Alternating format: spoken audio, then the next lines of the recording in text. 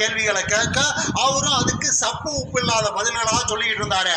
அப்புறமா தான் நொண்ணனோட குடியை கெடுக்கிறதுக்காகவே காத்துக்கிட்டு இருந்த அந்த நிருபரை நொண்ணனை தரன்னு இழுத்துக்கிட்டு போய் பாலு கணத்துல தள்ளி விட்டாரு.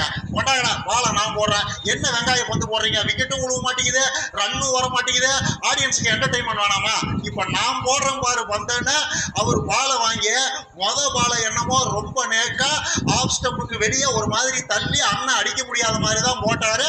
அதாவது என்ன சீமான்னு பிரசாந்த் கிஷோர் விஜய போய் பார்த்ததா ஒரு செய்தி வருது. அதை பத்தி நீங்க என்ன நினைக்கிறீங்கன்னு கொஞ்சம் அப்படி வெளியே தள்ளி போட நொன்னா ரொம்ப உஷாரா அப்படி எக்கிட்டு போய் கல்லிக்கும் பாயிண்ட்டுக்கும் நடுவுல நேக்கா தட்டி விட்டு குடுன்னு 2 ரன்னை ஓடி எடுத்துட்டாரு.